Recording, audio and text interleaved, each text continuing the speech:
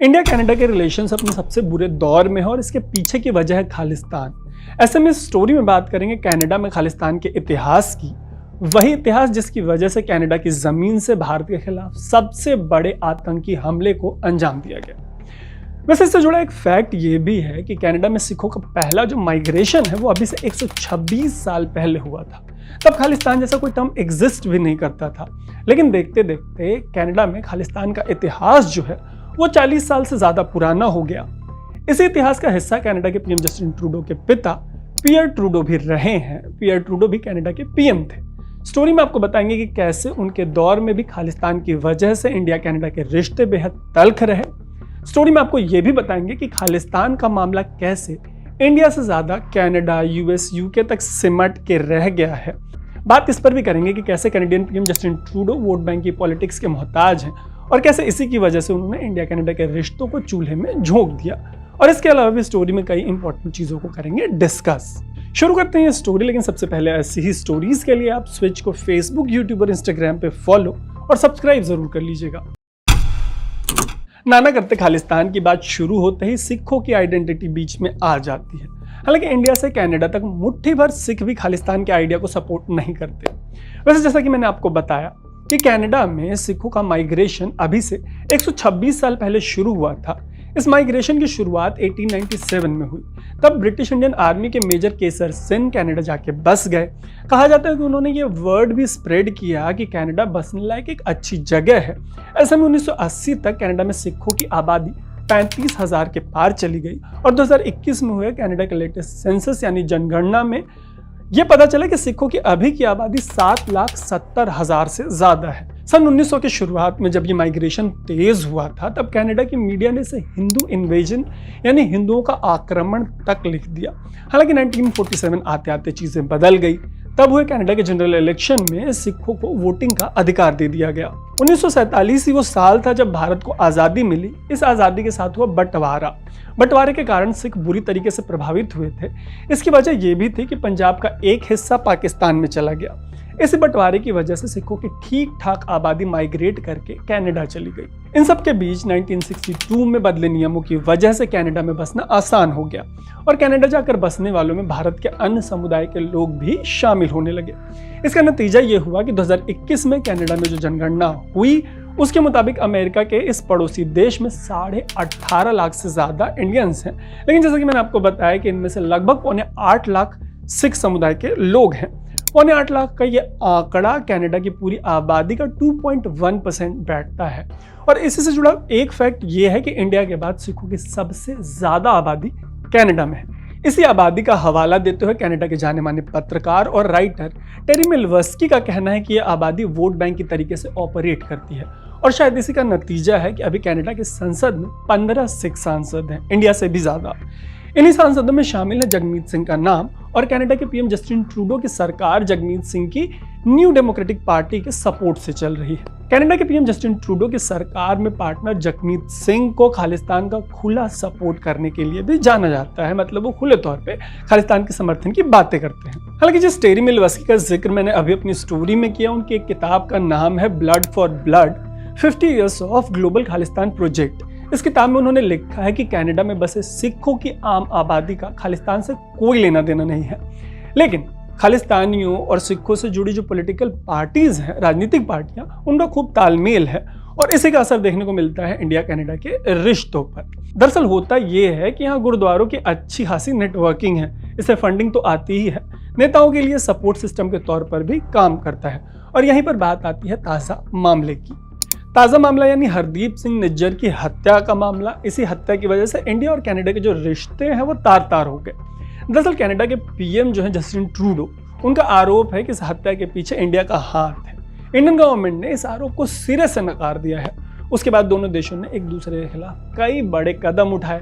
India ने Canada की तुलना में काफी ज्यादा बड़े कदम उठाए और बहुत ही ज्यादा अग्रेसिवली रिस्पॉन्ड किया पूरे मामले पे। लेकिन इन सारी बातों को यहीं पे रोक देते हैं क्योंकि ये हमारी स्टोरी का मेन फोकस नहीं है। हम बात कर रहे हैं तो गुरुद्वारों के नेटवर्किंग और इसके राजनीतिक इस्तेमाल की। और खालिस्तान समर्थक जिस निज्जर की कथित हत्या हुई है वो गुरु नानक सिख गुरुद्वारे का अध्यक्ष था। इनकी नेटवर्किंग का ही असर बताया जाता है, जिसकी वजह से कनाडा की किसी भी पार्टी ने खालिस्तान के एजेंडे से परहेज नहीं किया। वो चाहे लिबरल पार्टी हो या कंजर्वेटिव पार्टी, सबका इनसे तालमेल रहा है।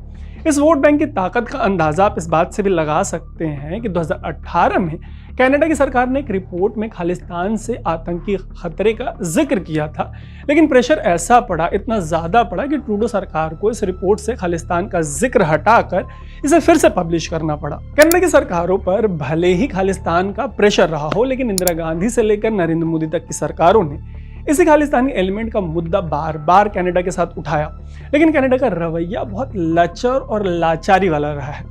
लेटेस्ट मामले में जब ट्रूडो ने कनाडा की संसद में भारत पर हत्या जैसे गंभीर आरोप लगाए, तब भारत सरकार ने कनाडा के साथ ये मामला और जोर शोर से उठाया। भारत सरकार ने तो ये तक कहा कि कनाडा में कई सारी इलीगल एक्टिविटीज की खुली छूट दी जाती है।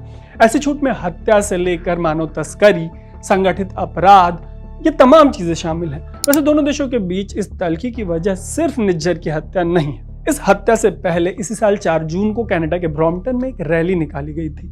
रैली ऑपरेशन ब्लू स्टार की 39वीं बरसी पर निकाली गई थी। रैली में इंदिरा गांधी की हत्या को सेलिब्रेट किया गया। 5 किलोमीटर तक चली इस रैली में एक टैब्ल्यू था। टैब्ल्यू में इंदिरा गांधी की हत्या का चित्रण किया गया था, डिपिक्शन। इस रैली को लेकर भारत के विदेश मंत्री एस जयशंकर ने कनाडा को लताड़ लगाई थी। उन्होंने कहा था कि वोट बैंक की पॉलिटिक्स में कनाडा जो है वो दोनों देशों के रिश्तों का बेड़ा गर्क कर रहा है। वैसे कनाडा में इंदिरा गांधी की हत्या को सेलिब्रेट करने का ये पहला मामला नहीं है। इसके पहले भी सांस सवेरा नाम का एक अखबार इसे सेलिब्रेट कर चुका है। साल 2002 में इंदिरा गांधी की डेथ एनिवर्सरी पर अखबार ने उनकी हत्या को सेलिब्रेट किया था। अच्छा, बड़ी बात यह है कि ऐसा करने वाले अखबार को सरकारी एड मिलता आया है, और ये कनाडा का कोई छोटा मोटा अखबार भी नहीं है। यही नहीं, कनाडा एंटी इंडिया एक्टिविटीज का गढ़ रहा है, और इसी का उदाहरण है पिछले साल हुआ जनमत संग्रह। तो जिस ब्रॉम्पटन में इंदिरा गांधी की हत्या को सेलिब्रेट किया गया था, वहां सिखों की सबसे ज्यादा आबादी रहती है। यहीं पर पिछले साल एक रेफरेंडम यानी जनमत संग्रह करवाया गया था। जनमत संग्रह करवाने वाले ऑर्गेनाइजेशन सिख फॉर जस्टिस को इंडिया में बैन करके रखा गया है। दावा किया गया था कि इस रेफरेंडम के लिए 1 लाख से ज्यादा लोग जुटे हैं, लेकिन यह दावा अनवेरिफाइड है, कोई वेरिफिकेशन नहीं इसकी। वैसे इस रेफरेंडम के बाद भी इंडिया ने कनाडा को लताड़ लगाई थी। वजह यह भी थी कि कनाडा ने उस सिख फॉर जस्टिस को यह रेफरेंडम करने की इजाजत दी थी, स्पेस दिया था, जिस पर पंजाब में इंटेलिजेंस हेडक्वार्टर पर हमला करने के एलिगेशंस हैं। वैसे एसजेएफ तो 2007 में एग्जिस्टेंस में आया, और यूके, यूएस, कनाडा में न जाने ऐसे कितने संगठन हैं जिन पर पाकिस्तान की आईएसआई जैसे ऑर्गेनाइजेशन से फंड लेने का एलिगेशन लगता रहा है, एंटी इंडिया एक्टिविटी करने का एलिगेशन लगता रहा है, लेकिन इन्हें सबसे ज्यादा सेफ हेवन देने का काम हुआ है कनाडा।